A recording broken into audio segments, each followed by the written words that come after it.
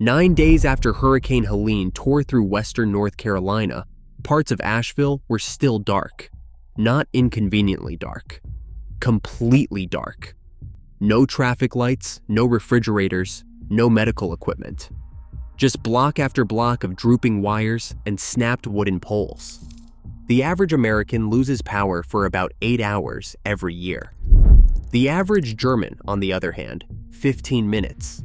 Not hours, minutes. Every other wealthy country, Germany, the UK, Japan, South Korea, the Netherlands, buried their wires underground. America never did. Pull up a street in Delft on Google Maps. Then pull up a street in Columbus, Ohio, at identical suburban density. One has a clean skyline. The other has 14 wires crossing a single intersection. This is not a poverty story. Germany is not richer than America. Not a density story. Japan buried wires in rural prefectures. So why does America still look like this? The answer starts in 1936. There are 6 million miles of above-ground electrical infrastructure in the United States. 6 million miles. Enough wire to circle the Earth 240 times. Every foot of it is strung between wooden poles, exposed to wind, ice, rain, and fire. And the United States is not just slightly behind other wealthy nations on grid reliability. It is not in the same category. The Department of Energy measures outage time using a metric called SAIDI, the System Average Interruption Duration Index. It captures how many minutes per year the average customer loses power. The US SAIDI runs roughly 480 minutes annually. Germany's is 12. The Netherlands, 23. Japan, 8. That is not a gap. That is a different civilization. Weather causes roughly 70% of all American outages. In underground majority grids, weather-related failures are nearly zero. The Lawrence Berkeley National Laboratory estimated in 2020 that weather-related outages cost the American economy between $25 billion and $70 billion every year. And this is not a rural problem hiding in places cities have escaped. Philadelphia runs on poles. Detroit runs on poles. New Orleans, a city that has watched catastrophic storms strip its grid bare twice in 20 years, still runs more than 80% of its distribution lines above ground. Florida, the most hurricane-exposed state in America, sits above 80% aerial. The scale is national. The exposure is everywhere. The obvious assumption is that burial is simply too expensive. But when you look at the actual numbers, that assumption starts to fall apart fast. Here is what a wooden pole actually carries. Not just power. Transformers, switching equipment, cable television lines, fiber optic connections. The pole is the load-bearing spine of American communications as much as American electricity. Underground conversion costs between $1 million and $3 million per mile. Above-ground construction runs $100,000 to $300,000 per mile. That cost gap is real and nobody serious disputes it. But here is what it does not explain. The United Kingdom buried the majority of its distribution network between the 1960s and the 1990s, while operating a smaller per capita economy than the United States across most of that period. South Korea buried 96% of its urban distribution lines between 1995 and 2020, during decades when its per capita GDP was still significantly below America's. These are not exceptions. They are the standard in the developed world, and the cost math, when you run it fully, looks different than the upfront number suggests. Underground infrastructure lasts 40 to 60 years. Wooden poles last 25 to 40. The break-even calculation for a typical American mid-sized city lands at 2 to 3 years, meaning the cost of burying a distribution circuit equals what utilities already spend on storm repair over that same span. Burial does not cost more than the status quo. Over time, it costs less. So if money is part of the story but cannot carry the full weight of the explanation, something else is holding those poles up. and that something else has a specific date of birth. Gina Swallow is a nurse. She lives in Asheville, North Carolina, and she worked at Mission Hospital. When Hurricane Helene made landfall in late September 2024, her neighborhood lost power. It did not come back for 11 days. The roads were blocked. Gas stations had no electricity to run their pumps. She missed 4 shifts at the hospital. People who needed her care did not have it.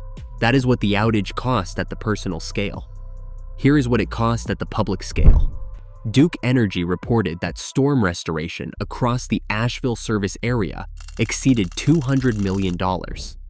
The estimated cost to have buried Gina's specific distribution circuit, the lines that served her block, was under $4 million. And here is what makes that number genuinely difficult to absorb. Duke Energy had flagged the poles on her block in its own internal asset management system as needing attention. In 2018, 6 years before they snapped, they were on the maintenance backlog. They stayed on the maintenance backlog. FEMA data shows that storm-related power outages are the leading cause of generator-related carbon monoxide deaths in the United States. Roughly 900 Americans die in the days after major storms, from carbon monoxide poisoning, from medical equipment going dark, from heat and cold without any power at all. Their deaths are counted as storm casualties, but the mechanism is the outage. Gina's story is not a tragedy of bad luck. The utility knew those poles were failing, and there is a very specific reason why burying them was never seriously on the table, one that goes back 90 years. In 1936, 90% of rural America had no electricity. Franklin Roosevelt's administration decided to fix that. The Rural Electrification Act of 1936 created the Rural Electrification Administration, which provided low-interest federal loans to utility cooperatives to wire the American countryside. The mission was urgent, the timeline was aggressive, the budget was constrained.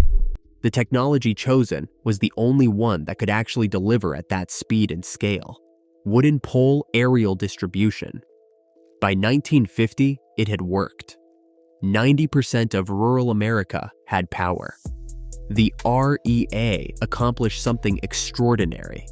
But in doing so, it also locked the country into a specific physical infrastructure standard at a scale that would prove nearly impossible to displace.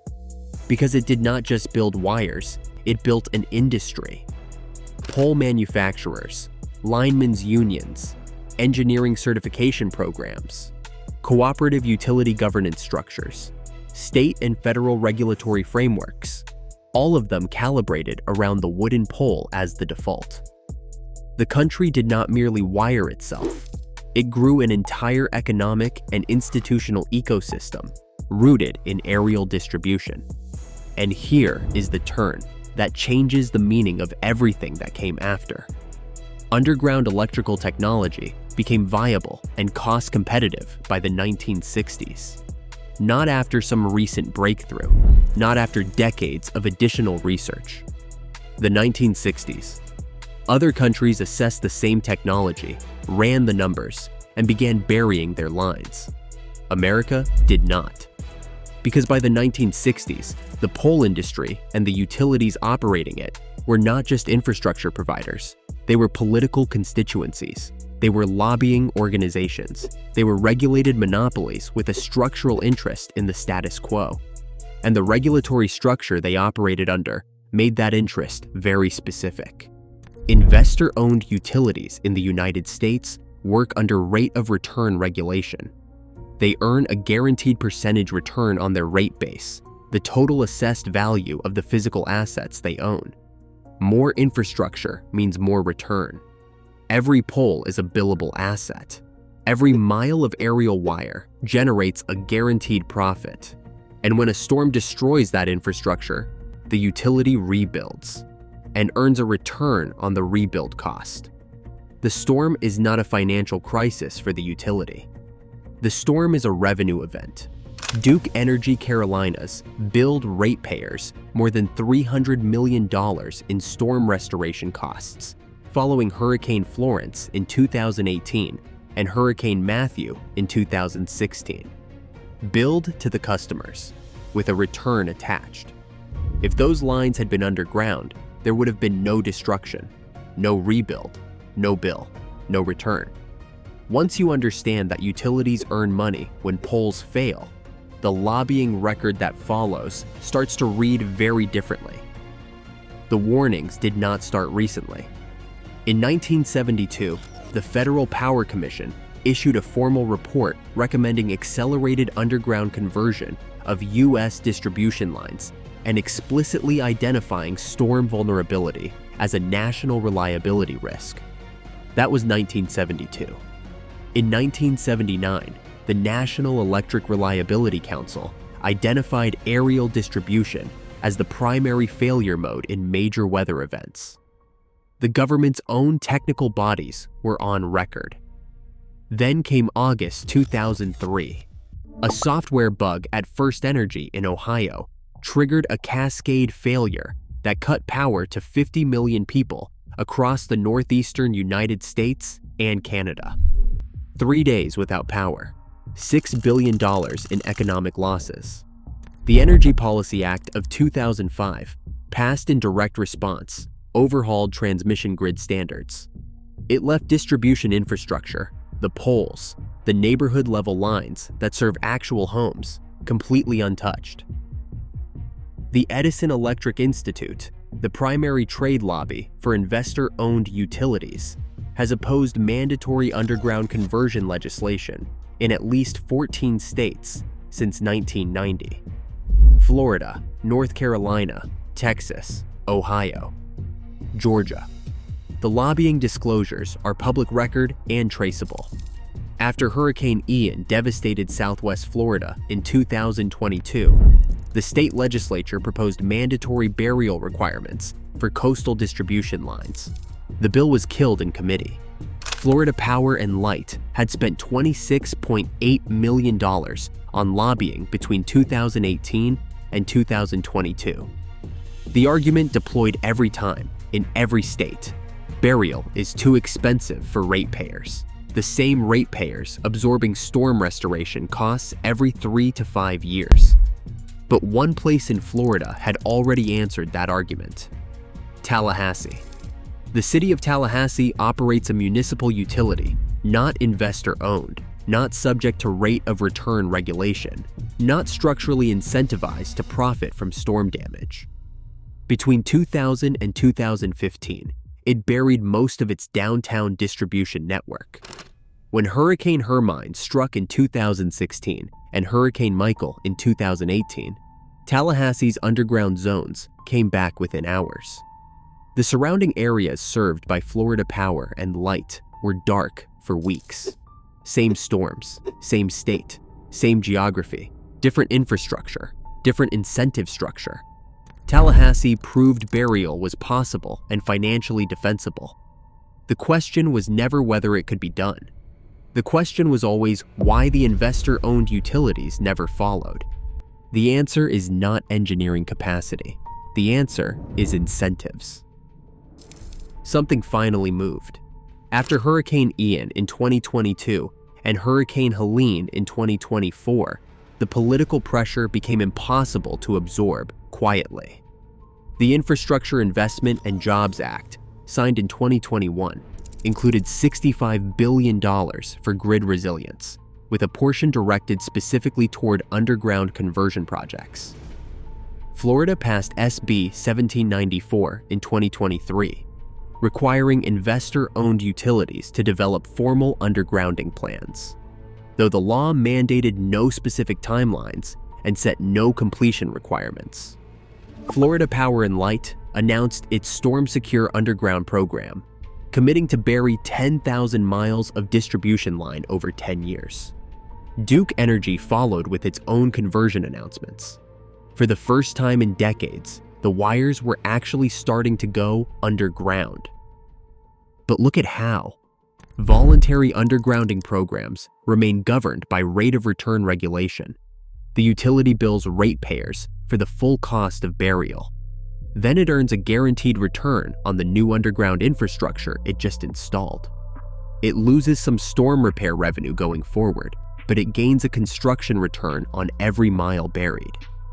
The financial architecture has not changed, only the direction the asset points. And then there is the question of sequence, of which neighborhoods are being buried first, and why.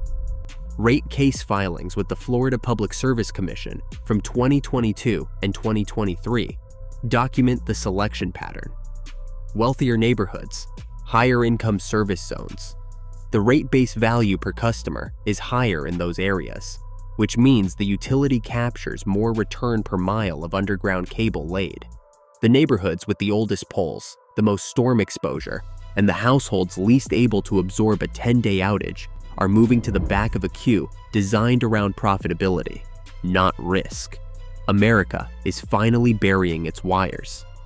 But the utilities now championing burial are the same utilities that spent 50 years arguing it was financially impossible. They changed their position when the math changed, when burial became something they could bill for, capitalize, and earn on.